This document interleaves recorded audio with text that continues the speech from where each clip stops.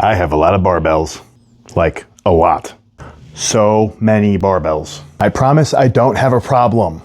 So I'm gonna take you on a tour of every bar that I own, introduce you to all the different types of bars I have, tell you what I like, what I don't like, and maybe introduce you to the next bar you didn't know you needed. Let's go.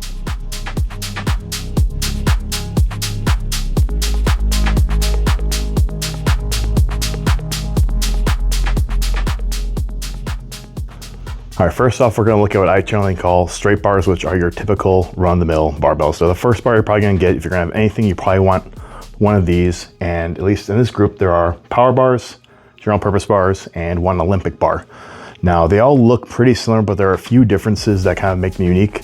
And I'll talk about what they are and what you should probably look for if you're picking your first barbell. So looking at the power bars first, I have 4 of them right here. This right here is a Chrome Texas power bar. This was actually my very first barbell.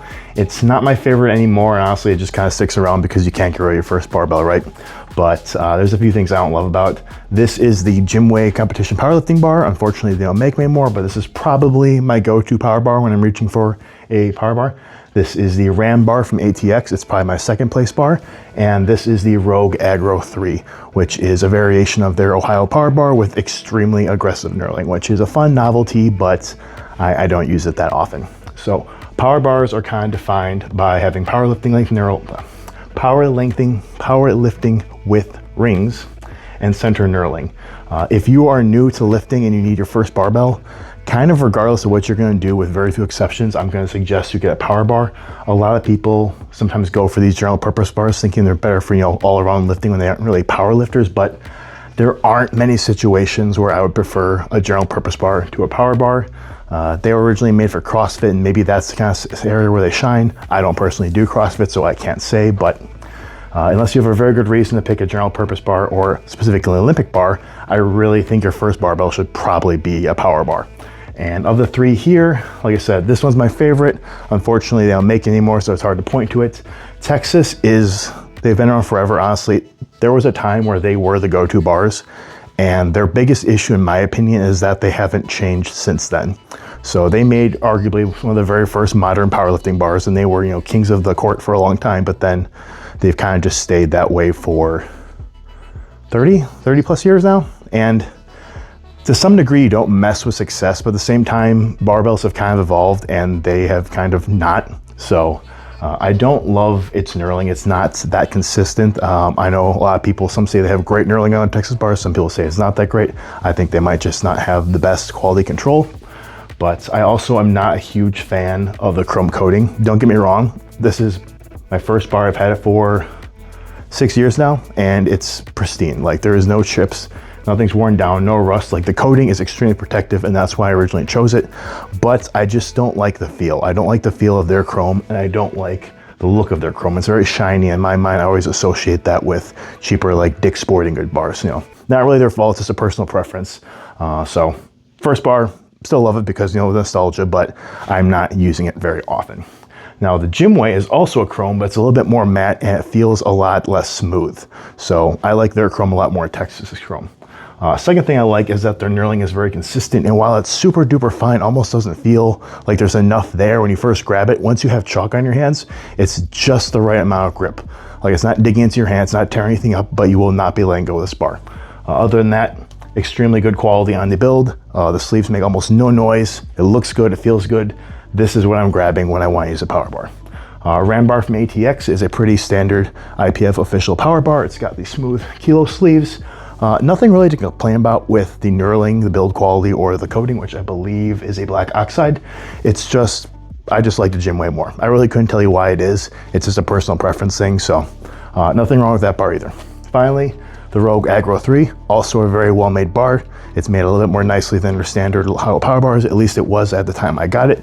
It's a stainless steel bar with a little bit of black oxide, and it has Karakati sleeves. The only reason I don't reach for this as a go-to power bar is because it has extremely aggressive knurling, which is kind of the point. Like, the whole gimmick of the aggro bars is that it's an aggressive knurl. They have aggros 1, 2, and 3, 3 being the most aggressive. This is 3.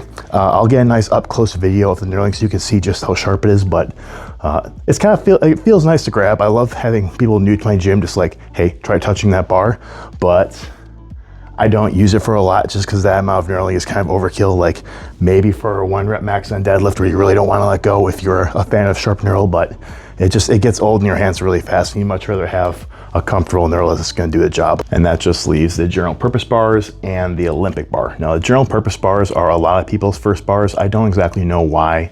I think that much like a Swiss Army knife, they kind of fail to do anything super well, and anything that you'd want to be able to do with a general purpose bar, you can probably do with a power bar.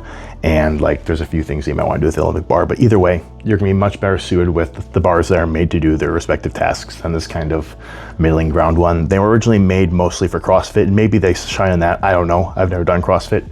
But the only differences you're going to see between a general purpose bar and a power bar is that they're slightly thinner at 28.5 millimeters typically shaft versus 29, and they're going to have the dual rings, which are both the Olympic rings and the powerlifting rings.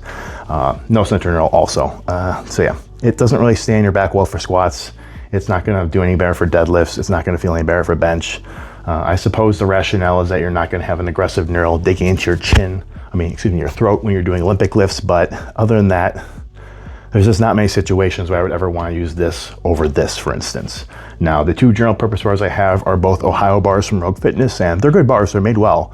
It's just, I don't really have many situations where I want to use them. This one is stainless steel, and I'm gonna be honest, I don't even know how many times I've used it.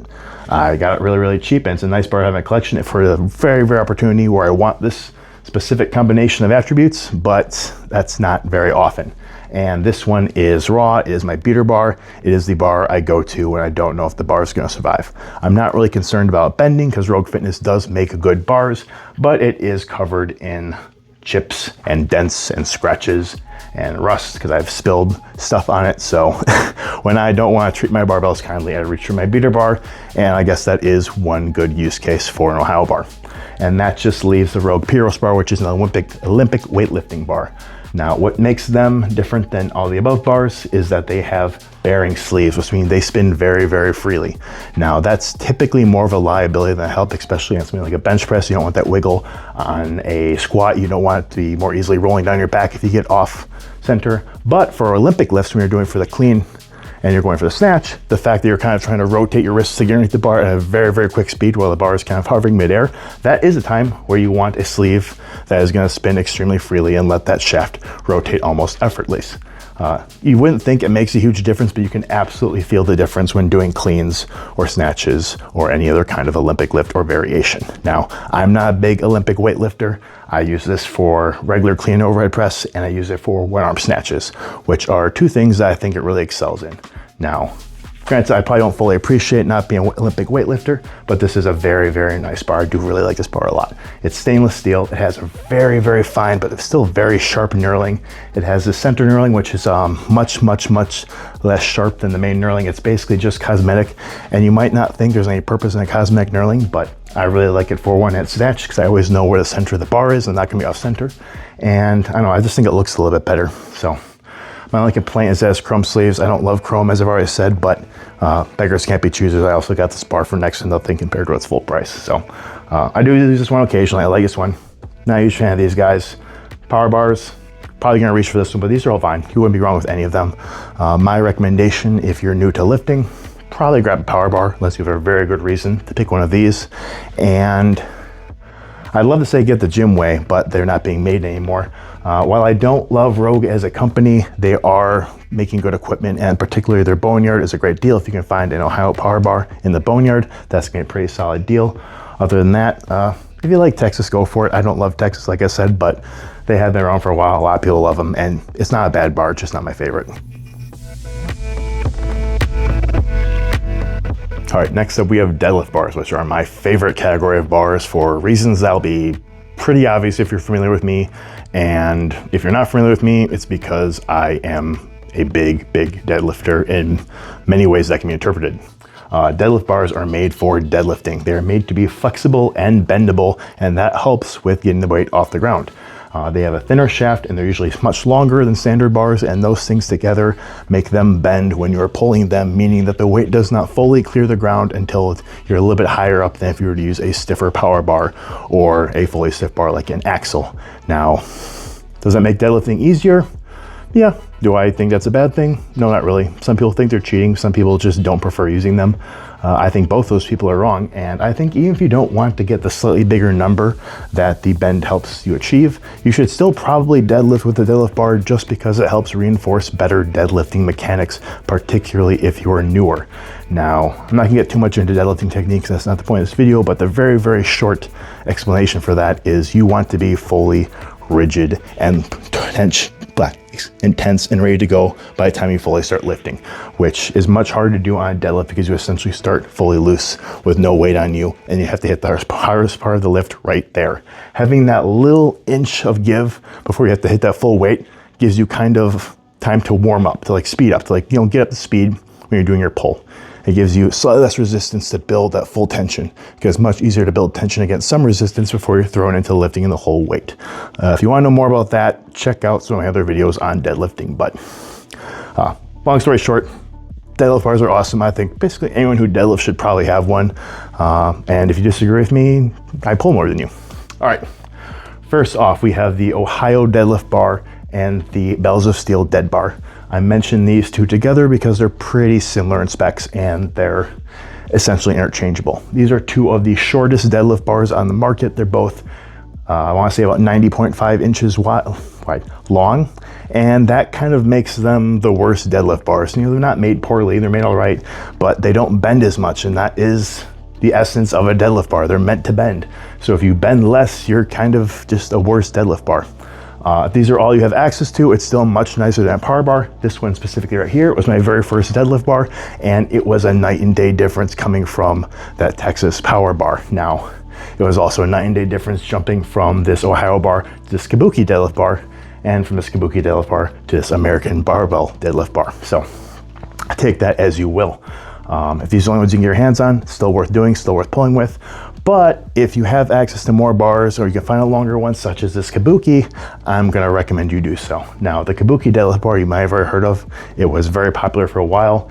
It is 95 inches, so it's got a whole 5 inches on these two guys. Unfortunately, it is also not made anymore, which is a travesty because it was, for a while, the only really accessible super long deadlift bar. Now, I love the Kabuki. I don't think it was the most well-made bar. I don't think Kabuki was the best business in the world, but I think this is a really, really good bar, and I've used it a lot. This was the first bar that I pulled 900 pounds on. This was the first bar that I pulled a lot of different milestones on, so it holds a special place in my heart, even if now it's relegated to being a bit of a beater deadlift bar. Sorry, Kabuki. American Barbell Deadlift Bar. This is in the running for my favorite bar I own. This is a full 98.5 inches, meaning it is the longest length that a deadlift bar can be by whichever powerlifting federation, you know, sets that standard. So this is a fully max spec deadlift bar. And that makes a difference. Having those extra 3 inches, again, doesn't sound like a lot. Trust me, you can feel it. Now, besides just being the full length, this is an exceptionally well-made bar. Now, stainless steel, full stainless steel, chrome sleeves, but stainless steel shaft. And the build quality on American Barbell in general is super high. Like, they hold themselves to a very high standard, and you can absolutely see that in this bar. The knurling's immaculate, the terminations are clean. The sleeves, every single one of these other bars, when you set it down from deadlifting, you hear the clank of not just the plate on sleeve, but also the shaft on sleeve. There's wiggle room between the sleeve and the shaft, and that contributes to the clang. If you throw high precision, like no slop plates on this bar, and you drop it, you're gonna hear basically nothing but a thud. You're not gonna hear any clank, you're not gonna hear the metal on metal noise, you're gonna hear a soft thud. And that is a lot harder to do than you might think. So, fantastic bar, absolute pleasure to pull on. Looks nice, feels nice. Really can't say enough nice things about this. I mean, even just look at the sleeves. Like, it took them a long time to engineer this bar. I was following it through the entire development process because I was really excited to get my hands on one. They had to develop this weird shaped collar because it turns out getting a bar this long that stays at exactly 20 kilograms is not that easy. You have too much metal to hit that weight without making some weird concessions, one of which is this very unique kind of tumbler shaped collar. So Love this bar, great bar. They are still in production. I think they just started making runs again. So if money is not an issue and you want the very best deadlift bar, it's this one. It is 100% this one, and I don't think anyone will ever top this one, so it's a pretty safe buy. And that just leaves the deadlift bars that aren't quite deadlift bars because they're so large they kind of become their own thing. Now, I don't think either of these are actually fully in the shot even because they're just that long. This one is the Elephant Bar from Strong Arm Sport.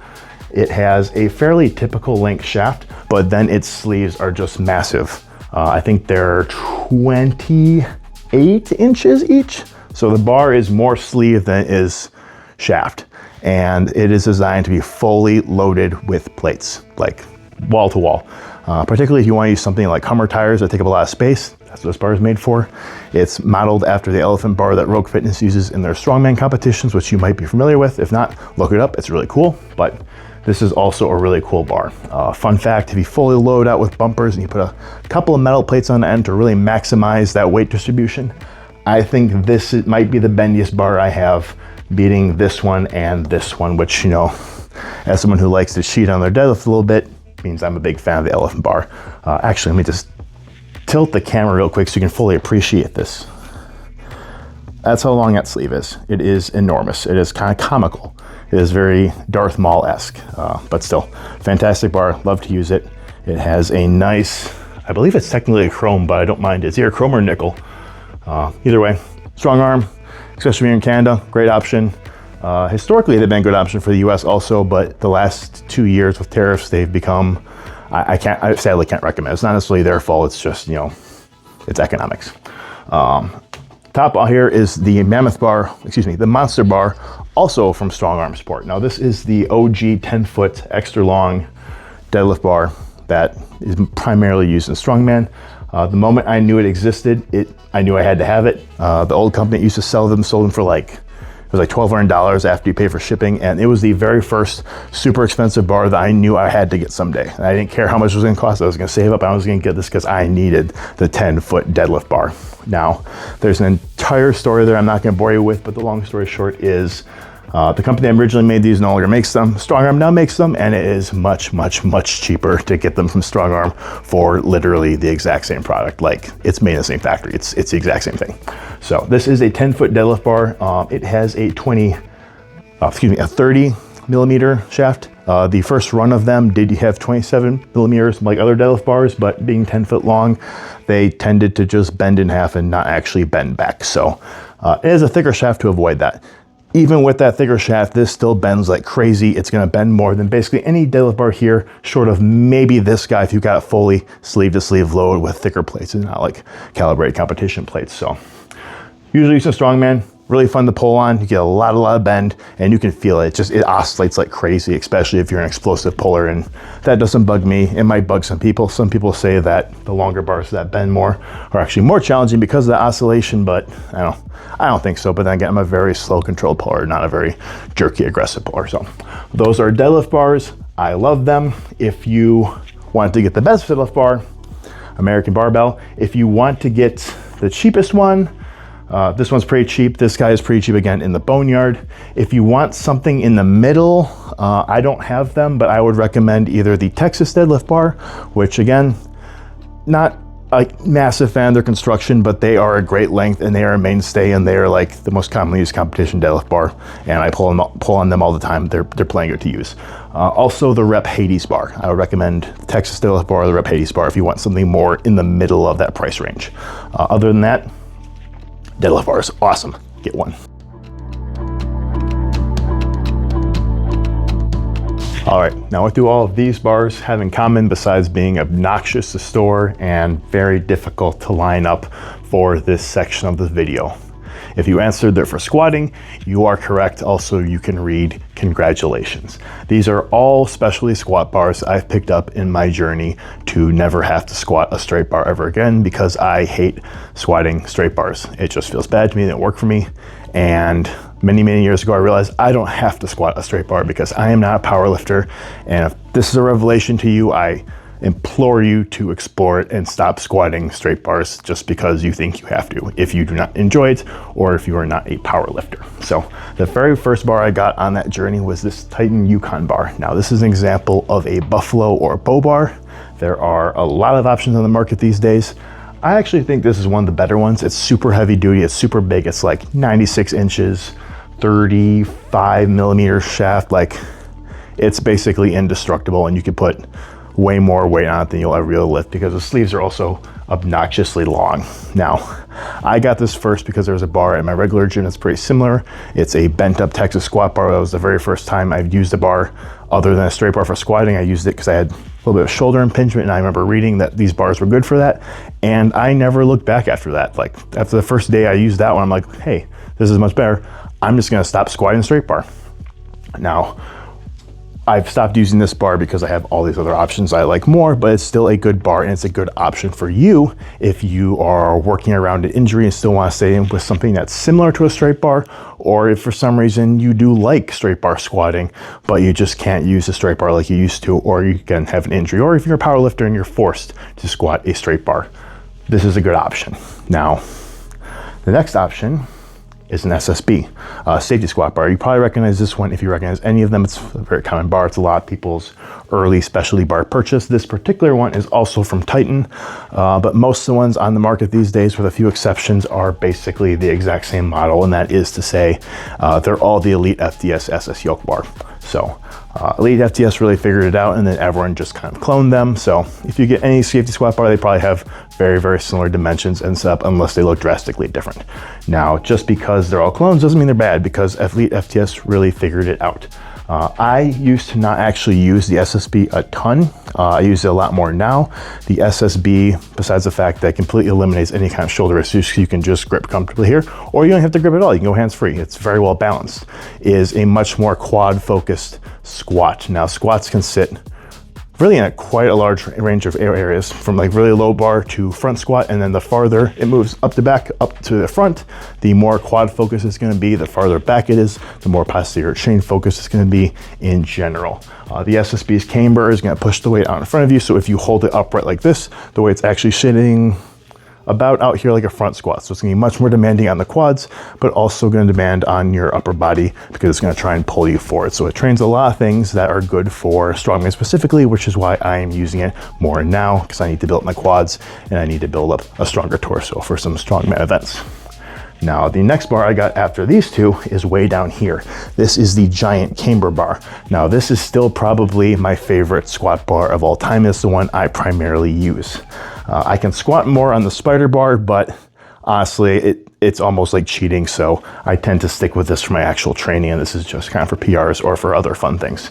Now, the giant Camber bar, gotta get down here, is fantastic. A lot of people don't use it or they're not familiar with it, but I sincerely suggest you check it out. It's a super comfortable bar to squat. There's a lot of interesting things you can do with it, particularly if you are more posteriorly chain dominant like I am.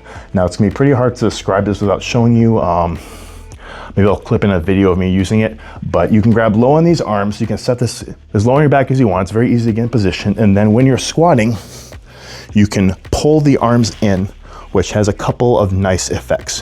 One, that kind of rowing action really gets your back set and really solid. Like, rowing in like this means your back is flexed, which means your torso is much more stable. Now, two, because the arms are so long, pulling it back like that shifts the weight even farther back, which really helps if you are like me. You want to go down, shoot the hips up, and finish with a good morning. Again, not the best for quads, which is why I make myself use a safety squat bar for a lot of sets these days. But if your goal is just to squat the most you can with your mechanics and you are posterior chain dominant, this bar is awesome. It is also awesome for good mornings. So even if you don't want to cheat your squats, consider getting one just for good mornings, or even just for imbalance training. A lot of people will not hold the arms. They will still hold upright and just let that sway force them to train stability. I don't personally use it that way, but a lot of people do. Utterly fantastic bar. This one's also from Titan. Also built like an absolute tank. This thing is basically freaking indestructible, and huge fan.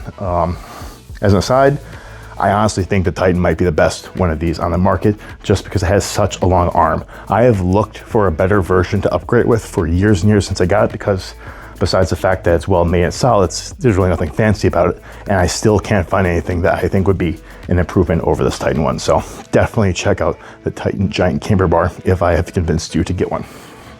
After that, Mars Bar. Now the Mars Bar had a lot of fame, at least in the niche, or at least in my area. A lot of people were talking about when it first came out. It is not drastically different from the safety squat bar in intention. It sits on your back and you grab it, and it's really hard to see from this angle. Again, I'll try and find a video clipping of me using it. It sits super low. Like the weight sits way down here on your back, and it kind of sits in you almost like a roller coaster harness. It kind of curves over your back, and it's a really weird feeling. And basically what it is a safety squat bar that lets you squat low bar. If a regular safety squat bar is somewhere between a high bar and a front squat, this is like a super low bar squat while still having all the benefits of being able to grip down here, not having to use your shoulders, and even be able to go hands free. So I don't train with it a lot just because I like these other bars more, but I do like it for a lot of my fun lifts. Like this is fantastic for an ox lift, which is safety squat bar on your shoulders and then reaching down to grab a trap bar.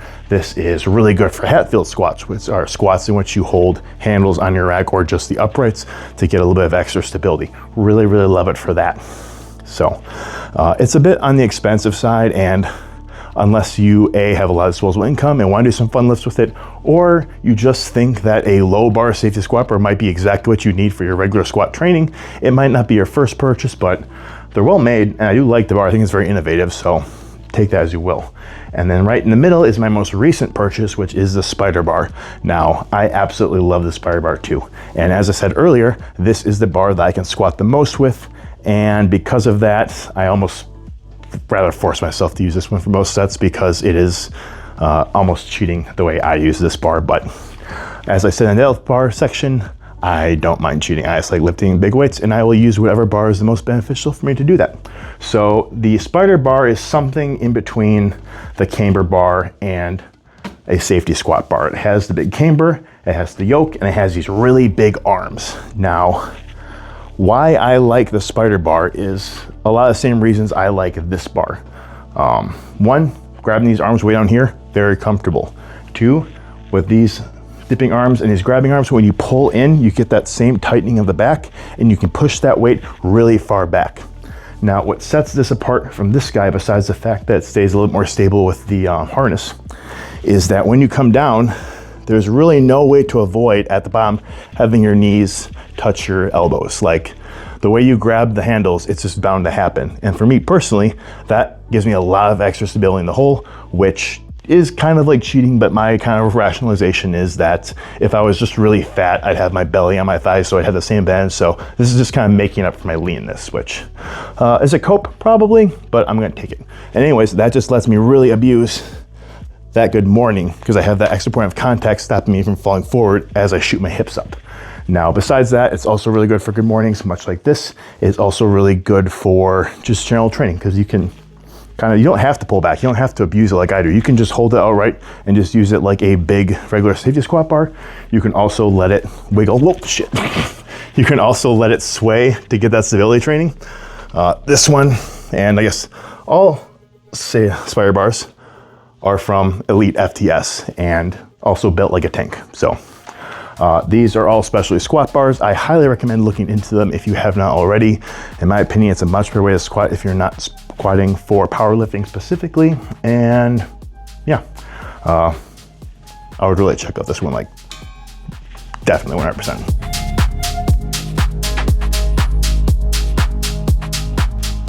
Next up are my two multi-grip bars, which are for pressing. Now, I don't use either of these that often anymore. They're mostly used for benching, and I don't bench anymore. Ever since I kind of moved away from powerlifting dogma years ago, I've just realized I don't actually have to bench. There are other chest exercises, and I put a lot of my pressing focus into overhead press, which I need for strongman. But I did still use both these quite a bit back in the day, so I have some things to say about them. So this is the Titan angled multi-grip version 2, I think it is. I think they're up to version 3 or 4 now, but they're still essentially the same product, just, a few little quality of life things. I actually like this bar a lot. It's very simple. It was very cheap then. It's still pretty cheap, but it got the job done. Honestly, if I were to have one complaint about it, and I only actually do, it's the wobble, which is a problem that is inherent to basically every multi-grip bar I've ever tried to use. It's a front-back wobble when you try and have that neutral grip. I don't think it's avoidable. I think a lot of people have tried to avoid it. I got this bar thinking it would solve the problem. It really didn't solve it either. I think it's just something you have to deal with when using a multi-grip bar. It's a lot less noticeable when benching compared to like overhead pressing, and to some degree, having to deal with that stability, that is, maybe you want that. Maybe that's part of why you're using it as a training tool. But when you're just trying to bench press in a way that's a little bit more comfortable on your wrists or your elbows or your shoulders, which is probably the best use for these. They're really great tools when you're dealing with an injury in those areas. You don't want to be training your stabilizer. You just want to bench. And when your wrists keep wobbling, it makes it really hard to hit that max or push that set to failure. So it's kind of why I moved away from them just in general in all my press training. Now, I will say Titan offers both the angled and the straight option, and this applies not just to Titan, but for any multi-grip bar. Don't get the straight option. The straight angle is not a comfortable angle to press it. Your wrists just don't really want to work with that. Maybe some people prefer that, they're in minority. Almost everyone I've talked to, the slight angle here, much better. You'll find that's basically the same on this bar. Yeah. So get the angled version, don't get the straight version.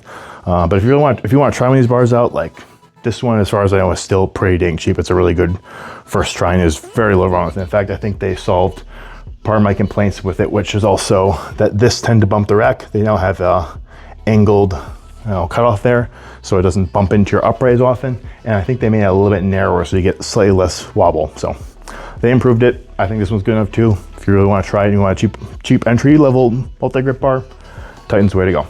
This is the Cadillac bar, also from Kabuki. This particular one was one of the ones that Rogue Fitness made when they started using them for manufacturing. Now, this is just all around a better bar.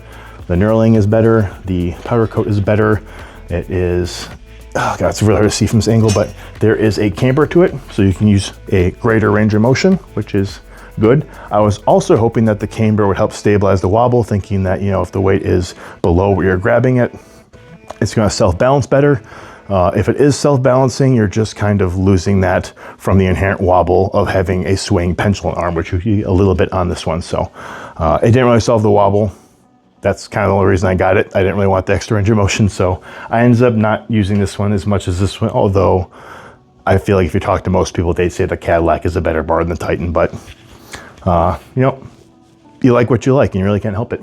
But yeah, besides the fact that it didn't solve my wobble problem, it is still a nice bar. It's really hard to, here, I'm just gonna pull this out.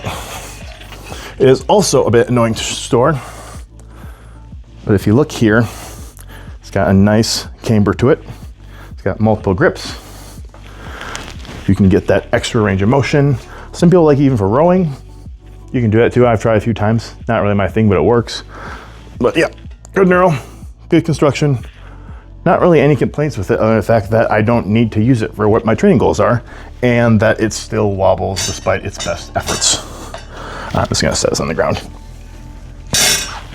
They're also a bit of a pain to store, and actually before the next section I'm gonna show you the specialty storage rack I made just to store my multi-grip and safety squat bars because they're so annoying to store. All right, this is actually where I store all of my specialty squat bars and my multi-grip bars and a few other odds and ends. Now, I had to make this because your typical wall-mounted gun rack is not really compatible with these guys. As you can see, they want to go into where the wall is. They don't stand out far enough from the wall, and they need different spacing just to accommodate all their long dangly arms and bits. So what I did here is these are aluminum server racks. They're held off the wall. They're mounted up into the joists, and then they have a foot plate down here. I'm not sure if you can see that. You'll just have to trust me. You don't have to use aluminum server racks. You could just use 2x4s. I think these aluminum server racks, they look nicer, they look neater, but a 2x4 will do the exact same job. And what that does is give me a couple different options. One, because it's held off from the wall, I don't have the issue that I had over there with my multi-grips or some of my other bars kind of shooting into the wall. It's held off the wall, so you have that gap, you have space to rotate, you have space for the thicker bars to kind of extend past the gun rack. Two, it lets me kind of pick any spacing I want. Technically, you can do that on a wall too, but this one is more easily adjustable. You can just pop the bolts out and screw them into a different slot, or drill new holes. You can do that on a wall too, but you really want to drill a bunch of different holes in your wall. It's a little bit more annoying to fix, at the end of the day. So yeah, works really, really well. Would highly recommend this. Like I said, you can use 2x4 aluminum server racks, anything that, you know, is upright and can bear the load. Attach it to your ceiling, attach it to your floor. Get your standard 3-rack gun racks and just space them as needed. And you can fit a lot of really awkward to fit bars on the wall with very little problem. And I think it actually looks pretty nice.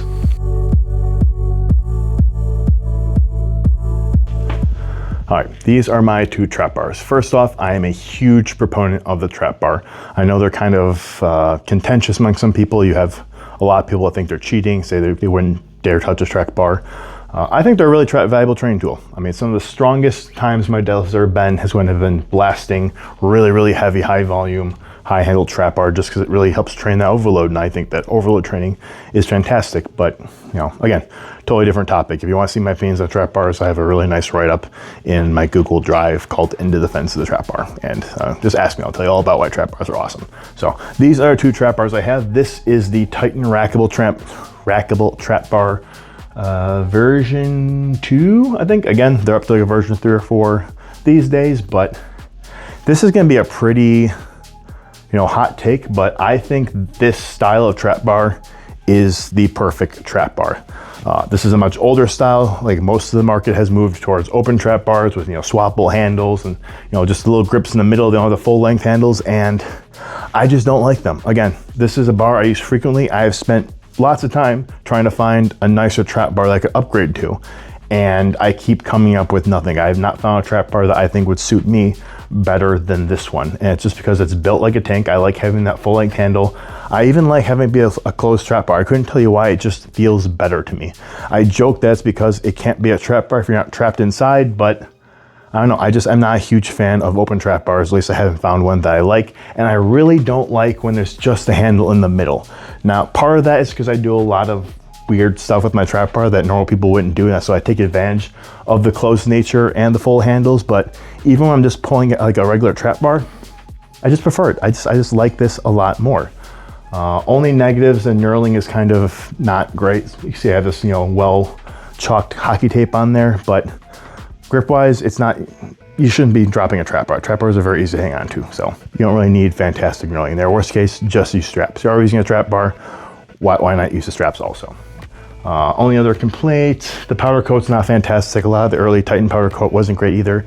You can see it's chipping a bit on the sleeves, but at the end of the day, it's one of the cheaper models. It still does the job. I don't really mind the chips. Like, it's not a pretty bar. It was never meant to be a pretty bar. It was meant to be a functional bar, and it really just doesn't bother me. I've put so many pounds on this bar, and I am a huge fan. And the only thing I'd like maybe is to find one like this, just with even higher high handles. I've seen them in videos. I can't find the brand. If you know what brand of trap bar looks like this, but has handles that are up to about an 18-inch pick height, aka the height of the plate, let me know. I know it exists. I've seen them in videos. I can't find the brand. Tell me. The other trap bar I have is from Kensui, and at first glance, this does not look like a trap bar because it is kind of a multi-purpose bar. Now, I don't use this at all. It's way too small for me, but I think if you are a smaller person, what this is designed to do is not a terrible idea if you have limited space or you want a lot of options in one barbell just to save money. So as a trap bar, how this works is basically like an open trap bar. It doesn't have high handles, it only has the low handles. So you would just stand inside, grab this middle part that is in line with the actual weighted part. So it's balanced, you know, I've used it, it's plain balanced. And you just treat it like an open trap bar without lower handles. Now that's just the first function. The second function is it functions like, here, let's take off and show you. First mode, trap bar. Second mode, you can use it like a cambered squat bar. So put it on your back, grab down here if you want. You can start to see why this was made for a person that is not 6'5" and close to 300 pounds. I've tried squatting with this. It's just too cramped. It feels awkward. But if you were, 5.5 feet, maybe 150 pounds, if you are a smaller dude, maybe a woman, this could be a good size for a cambered squat bar, and then you get, kill two birds with one stone. And then the last function, which isn't really undersized for me, I just don't really like it, is seal rows. I've never been a fan of CO rows, but this is properly sized for me to do CO rows if I had the appropriate bench. So not a bad idea. I question its execution in the choice of size because you need to be, in my mind, a relatively small person to take full advantage of it, but I'll give them an A for ingenuity, or maybe an I don't know. So those are my 2 trap bars. Honestly, I think it's kind of surprising my 2 trap bars are so not nice compared to some of my other stuff. And I don't know why that is. Like I said, I would get a nicer trap bar if I can find one. I just can't find one I like more than this guy, so, you know. All right, next up are my curl bars. Not a super exciting category, but we're gonna go over them anyways. I only have the 2. This is a pretty typical curl bar, and this is more of a tricep bar. This is the Vulcan curl bar. It's actually the clearance version, which they have stocked periodically. Honestly, if you can find the clearance version in stock, I think this might be the best budget curl bar. It has basically everything you could want. It's only about 130 bucks. Black oxide feels really good. It's not slippery at all. Has a really good grippy knurling, but it's not too sharp so it doesn't tear up your hands. The freestanding sleeves are actually on bearings, which for a curl bar, I do like because you have so much rotation in most curls. And more specifically, I do like a version of kind of a rolled up tricep extension pullover thing, and having the free spinning wheels means it's much easier to get that rolling action to do that pullover, which again, very niche case use, but I do appreciate that. The angles are good, honestly. Angles are kind of a person-to-person thing, but I think this particular kind of setup is fairly mild, maybe, what was that, 30 degrees? I think that is kind of the moneymaker for most people.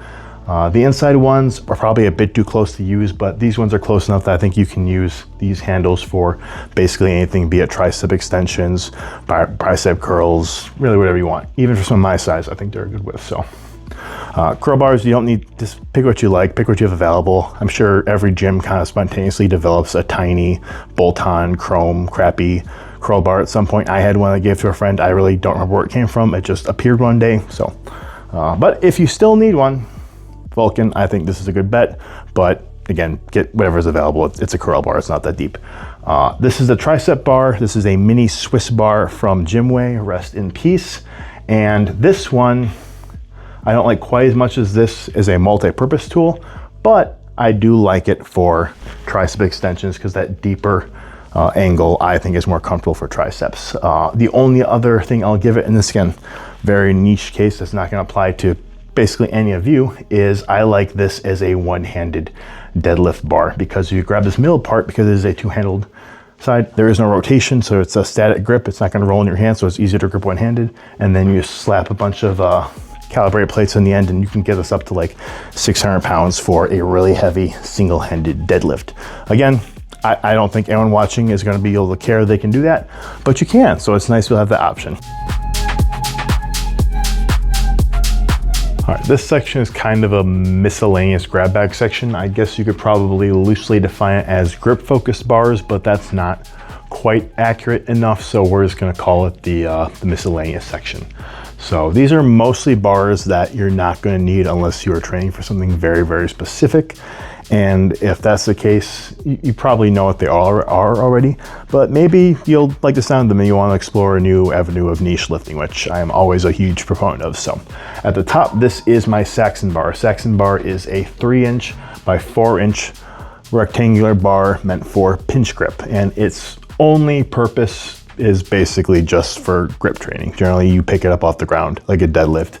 But it's gonna be grip limited, not hamstring, glute, posterior chain, full body limited.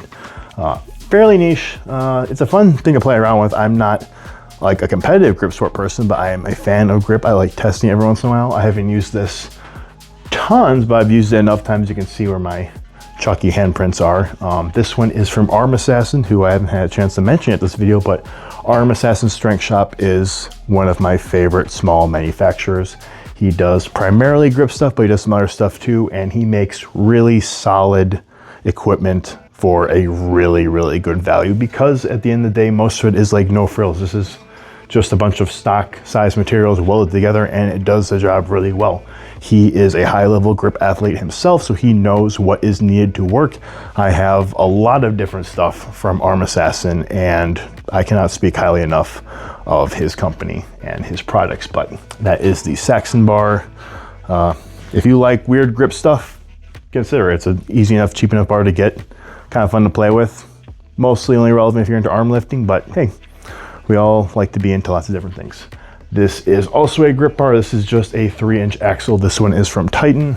As you can see, the center is very thick. You can't get your hand around it. And again, basically its only purpose is to test your grip and or train your grip. So fairly niche. If that's something you're into, you can get one. As you can see, lots of chalk used in that guy too. No real complaints about this one.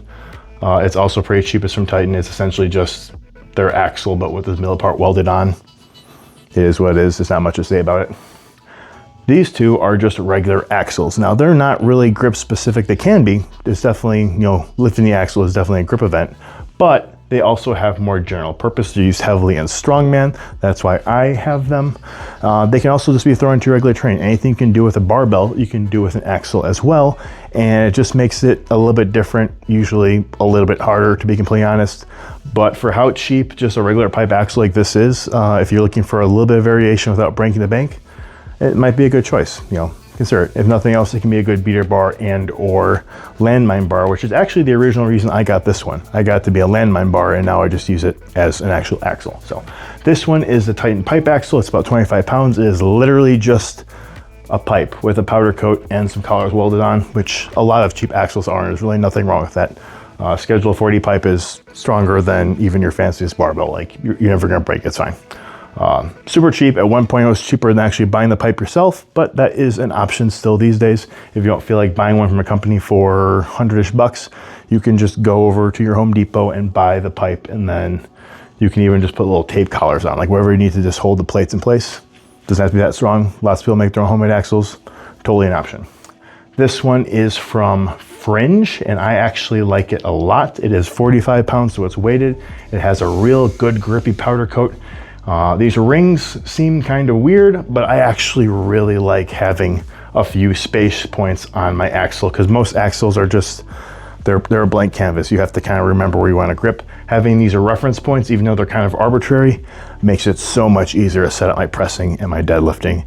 And I wish more axles had better reference points like that. You'll notice neither of these are knurled axles. I am not personally a fan of knurled axles. I know some people like them. Some people don't want to have a smooth axle. For everything I use axles for, I find knurling to be kind of just a liability. It doesn't really help too much on the press because the grip's not really an issue. I don't like it for deadlifting because it usually comes in too tight and it starts catching on my legs, and it makes it hard to pull up. And I don't like it for grip testing because, ironically, I think it's harder to grip a knurled axle than a good seasoned, either grippy powder coat or bare steel that's got some rust on it. Probably better than this slippery powder coat, but like this one, I think I'd rather grip this than most knurled axles to get my maximum axle barehanded deadlift, for instance. Matter of preference. I think if you talk to a lot of grip people, they'll probably agree, but at the end of the day, axles are largely all kind of the same, so just get whatever's available. It's not a huge deal. This is technically a power bar, but I have it lumped in here because I only really use it for one purpose, and that is Reeves deadlift, which is kind of a grip event. So this is actually a York barbell from the 1960s, and I'm not going to go super deep into it, but I'll point out a few of the fun things that make it different from a modern barbell. One, you'll note the split sleeve design. This isn't really used anymore, but see the center part spins, the whole sleeve doesn't. It's basically just sitting on or inside these two capturing points. Two, it is 27 millimeter like a deadlift bar. They just didn't really see the point, or they didn't have access to the right scrap. I don't know why they didn't make them thicker back then, but they didn't. And the last interesting thing is it's much shorter side to side than a modern barbell. Like this is spaced exactly how a modern rack is spaced. You can't put this bar on a modern rack because it predates a modern rack. When this bar was being used, they largely just didn't have racks, and if they did, they were those really tight together ones, like those old cheap bench presses you might be familiar with, where the J-hooks actually sit inside of your hands most of the time. So different era. What I use it for primarily, and why I use it for Reeves deadlifts, is because of that. The plates are actually closer in than any of my other barbells. So on a Reeves deadlift, which if you're not familiar with, is reaching down and grabbing the plates as opposed to the bar to pick it up, having those plates be closer in makes it just a little bit easier. So it is my deadlift bar for Reeves deadlifts, in that it makes it just that little bit easier by function of how the bar is set up. So definitely a cool little piece of lifting history, and still actually functional because I really do like it for that one niche application. Last off, this is arguably not even a barbell, but I'm going to include it because why not? This is my heavy lift bar, also from Assassin. It is essentially just a pipe axle with a reinforced center and this eye bolt. Now what this is used for is you will load all of this up with plates. This entire area is all sleeve, so you can load it from front to end. You can put literally probably at least 3,000 pounds on this, even more if you have really skinny plates. And then you attach a carabiner to here, you hook it to a chain, and you're gonna usually affix it to some kind of harness or like a hand grip. And this is for very, very heavy, very low range of motion lifts, like the hip lift or the harness lift. Now, is that something you're ever gonna wanna include in your regular training?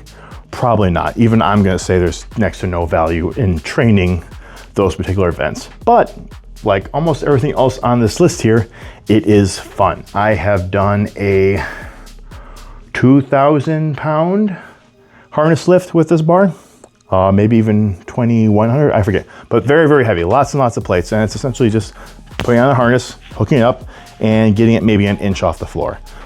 To a lot of people, that is completely pointless, and I'm not even gonna argue that one, but I think it's fun, I think it's neat. I really appreciate Assassin making this for me. They didn't actually have it on their website. I had to reach out and be, hey, is this something you could make for me? Because the heavy lift bar is a really, really obscure piece of equipment that no company actually makes. The only ways to get one besides from Assassin is to like contact one of the two random old dudes from Old Time Strong, which is the competitive sport which contests these weird lifts, and have them make you one out of solid steel and probably ship it for a fortune to where you are. And this thing's dirt cheap because it's basically just a pipe axle, and it holds probably 3,000, 4,000 pounds, just like the solid steel one. So yeah, if picking up a really, really heavy bar, like an inch off the ground, sounds like your idea of a good time, check out Assassin, because this is now on his storefront, because it came out so well. And again, also super cheap for what it is. Those are my miscellaneous bars, and that just leaves one category of possibly my strangest barbell. Last but not least, we have the Tsunami bars. Now, just looking at them, you're not really gonna understand how these work and what makes these so special. I'm gonna put some videos here real quick just so you can kind of see while I'm talking about them. And the whole thing about Tsunami bars is that they bend a lot and they oscillate a lot, and that gives them some really unique training properties. If you're interested in the benefits of oscillation training, check out Tsunami Bar Sports website. They have all kinds of videos on the benefits. They're used a lot in sports facilities. There's a lot of real application uses I don't use them for. What I use them for in actual training is primarily for pressing. I have a lot of fun overhead pressing these, because if you're all familiar with Olympic lifting and why those bars are a little bit more whippy than a power bar, is because to some degree you can catch the down bounce, and when the weight comes back up, that's when you do your jerk. That's when you do your press. You catch the weight kind of going up back up on its own to get a little bit of extra momentum. This does that so much more. If you can catch the spring when pressing these, and that is both bench pressing or overhead pressing, you can move a lot of weight. Like my bench press max is on this bar right here, which at first glance, you'd say, how are you possibly benching more on that wobbly bar than you are on a nice stiff bar? It's not. Shaking you up and testing your stabilizers, and it's because of that whip. If you catch it and time it right, you can take the upswing and use that momentum to lock out, and it's really fun. It's actually a really good warm-up. I like putting a low weight on one of these guys and just doing really fast, really explosive bench press, and it warms up my triceps and my elbows like nothing else. Like, it gets them moving so well, and they feel so much better for the working sets if I do warm up with this, which I don't do super often because it's a bit annoying to set up, but there is actual practical value to these bars. They're not just goofy and fun. That said, they're also goofy and fun.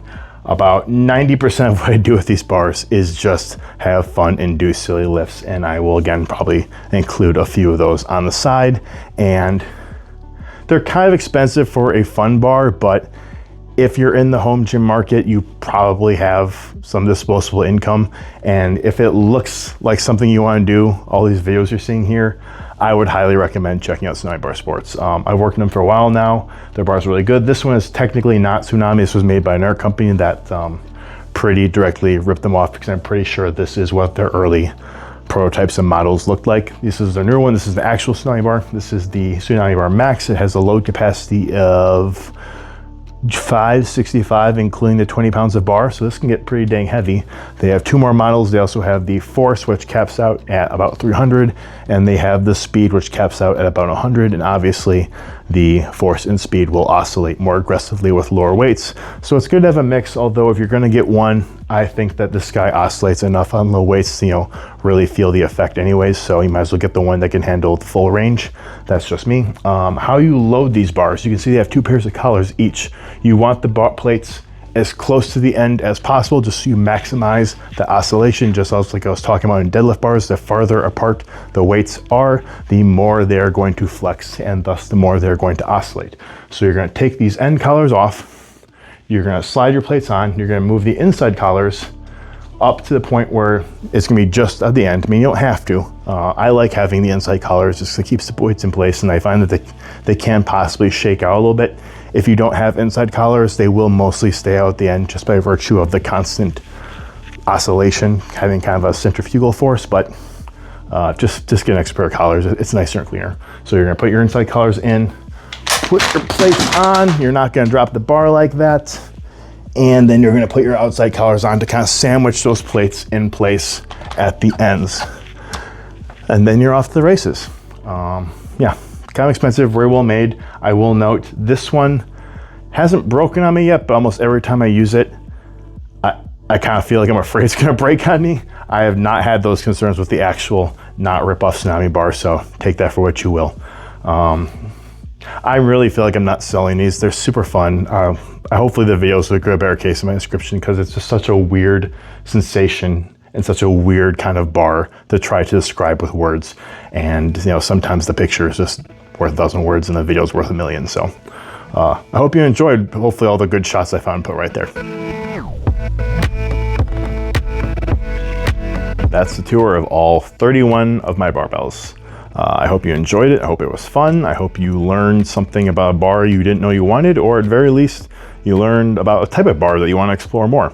There are so many types of barbells out there these days, and a lot of people never really look past the power bars or maybe the SSB or other very common specialty bars, but it's a deep, deep pool if you choose to go diving, and I highly suggest you to. If you have questions, let me know in the comments. There is so much more I could have said about almost every single one of these bars. I could have made this a 3-hour video if I wanted to, but I think it's already going to be pushing the length of what the attention spans of today's internet goers are willing to extend. But hopefully you just scrubbed back and forward to whatever bits actually interest you. I'll make sure there's good timestamps so you can do that. I don't really expect many people to watch this from top to bottom. Just find the information you need. That's A-okay, awesome. But yeah, if you do have comments on things or questions on things I didn't cover, please drop them in the comments. I promise I'll get back to you, or just DM me on any of the other social platforms that actually allow DMs. I promise I'll get back to you. I'll talk to you. I'll let you know. Even if you want to just say, hey, I want a deadlift bar. Which one should I get? I want this type of bar. I need a bar that does this. I am very familiar with a very large number of bars, not just the ones that I personally own. So I personally think I'm a great resource for that. Other than that, if you have any comments on this, leave them in the comment section. If you have any suggestions, other things you want me to review, drop them in the comment section. Any kind of comments appreciated. If you like this, like, subscribe, blah, blah, blah. I'm not going to say you have to. I want you to. Well, I do want you to, but I'm not going to say you have to if you didn't enjoy this. But if you did enjoy it and you want to see more of this, I can almost promise you I'll be more motivated to actually film long form content if this does well. And if it doesn't, it's probably gonna be a long time before you see another long form video. So if it is something you enjoy, you have to start pressing buttons to give me the motivation to make more. Other than that, I hope you enjoyed it, and I'll see you all real soon, or maybe not so soon. Who knows?